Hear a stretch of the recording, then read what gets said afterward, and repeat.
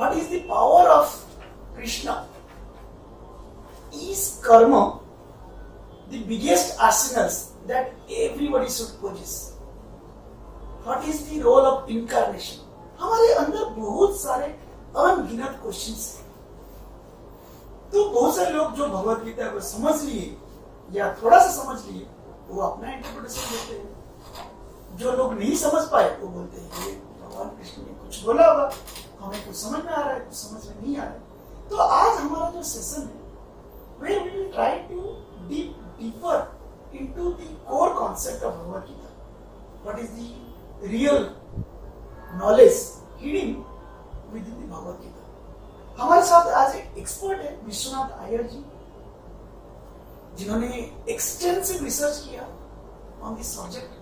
विश्वनाथ आयर जी से मुंह से उनके बारे में थोड़ा सुनेंगे, उनके बारे में सुनेंगे why this book started in his life, what was the effort that was put into in producing a masterpiece, marvelous content like Bhagavad Gita, a seeker's Srimad-Bhagavadgita.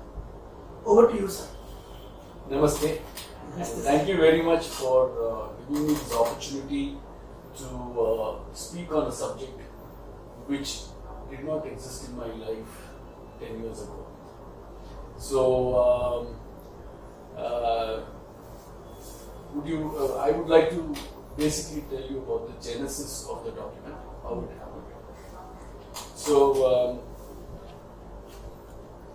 I have always worked in the corporate world, and throughout my corporate career, I have practiced yoga as a daily routine.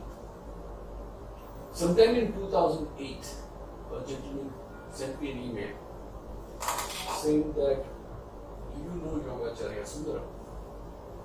So I said, "Yes, he's my grandfather." So he said, "What do you know about him?" "He's my grandfather. We take our grandfathers for granted." And so I said, "Grandfather is grandfather. What do you want to know about him, and why do you want to know about him?"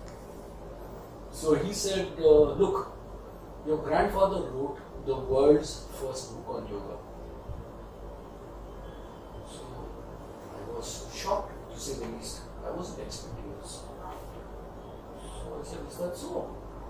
So then I started looking back into my family history, and I found out that my grandfather had indeed written the world's first book on yoga in English in 1928, the world's first book on yoga in Tamil in around 1935, the world's first book on yoga therapy in Tamil, and the world's first book on yoga in English, yoga therapy. I also found out that he started the world's first book publishing on yoga, called the Yoga Publishing House. I also found out that my aunt was possibly the world's first modern Indian female yoga instructor.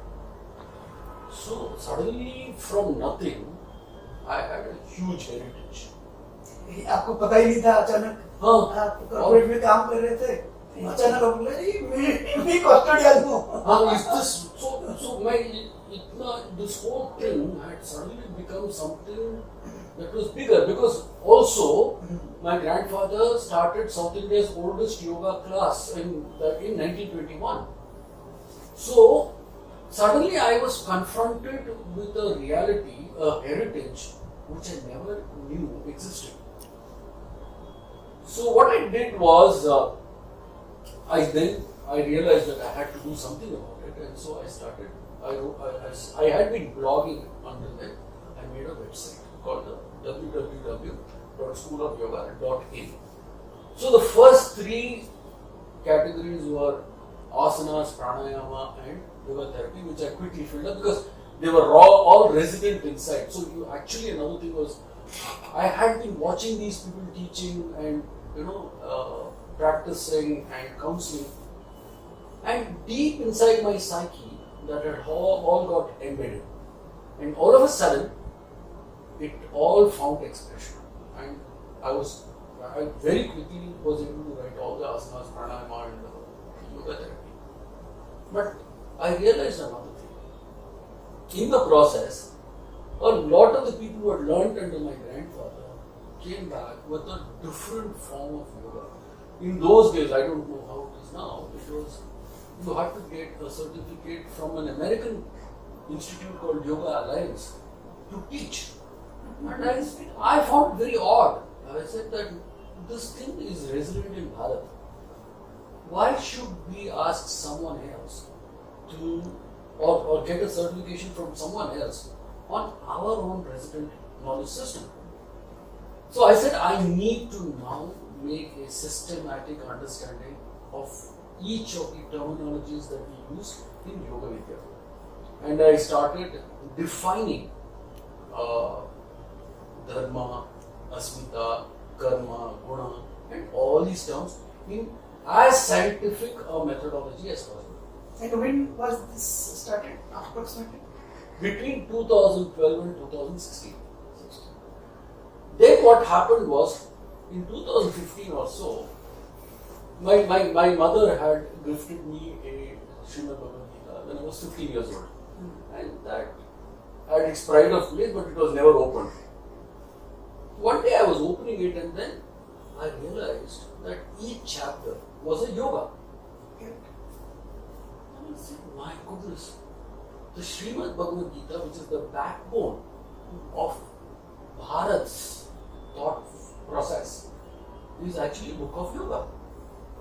So I said, I need to do something about it. But unfortunately, I am convent educated and I don't know Sanskrit. So how do I read it? How do I translate it? First of all, I had to translate it. What I did was, I utilized what is called the method of triangulation. So it's somewhat like a GPS signal. You get your position based on 3 towers. The strength of the signal determines your position in that locality.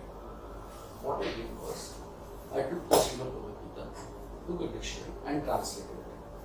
Then I compared it with Chidbhavananda's Bhagavad Gita and Prabhavananda and some other luminaries who have written the Bhagavad Gita. Then I knew what the gaps were, and without compromising my own integrity, my own thought process, I compared it, went back to the dictionary on the interpretation, and then I came to a Bhagavad Gita which I was satisfied this was the right interpretation. I put that to the side. Then I went and did the same exercise with Patanjali Yoga Sutra, translated it and put it on the web, on my internet, on my website. Then I went back to the Srimad-Bhagavadgita and did everything once more.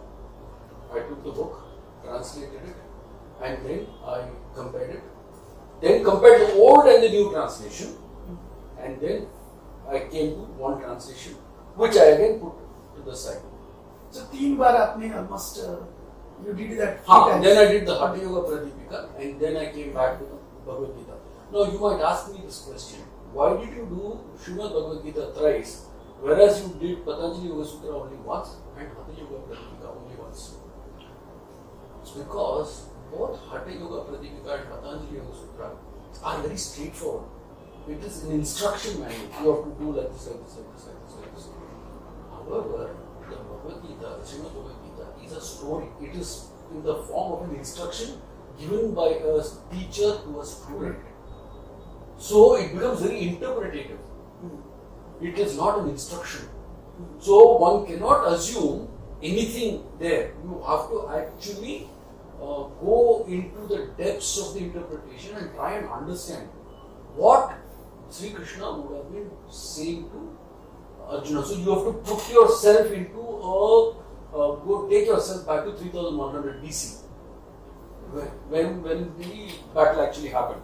You have also mentioned clearly birth of Sri Krishna and a lot of detailing are there. Yes. So it will definitely beneficial to readers.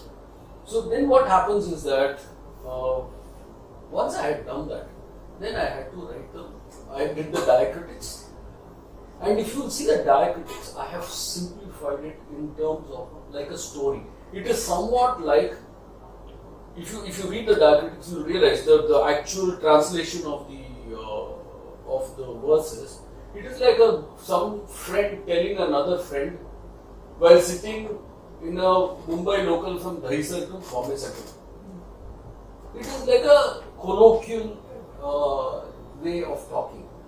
So the English here has no terminologies, none of the scriptural documentation and things like that, because for one, I did not know it. Second is, I did not want it to complicate the Bhagavad Gita beyond requirement.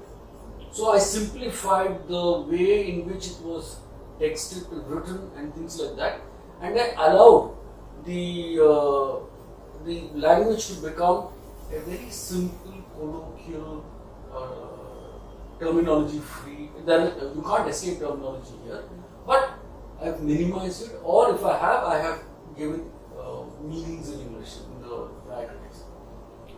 Having done that, there was another thing. To whom should I address the book? So Bharat has older people who are of a different generation. But I felt that the younger generation, who are highly educated and who have all, I mean today, the age group between 0 and 30, the literacy rate is almost 94%. So these are the people who will benefit from a simplified, or it's not simplified actually, this book is not really simple. What it is it is written in a language which will resonate with the people who have the current degree or level of education in terms of simplified English, simplified method of saying what it is. And the last thing I did was I put in diagrams. Yeah, that is the beauty of the entire book. I must congratulate you for that. Thank you. The diagrams are so intuitive. I have read a few Bhagavad Gita books, but never I have found the way diagrammatically it has been presented. It is just one. Just one. I will tell you some for our readers. I must say, how does Maya works? We will discuss those things in detail. How does creation of mortality, creation of maternity, creation of karma, lot of diagrams are there. Yes. So Brahman, concept of Brahman and concept of subatomic level has also been explained in a diagrammatic way. So anybody who picks up it feels as if a wisdom is propagated, knowledge is getting propagated with primary education जैसे बच्चे लोगों को provide किया जाता है उस type से education provide किया है.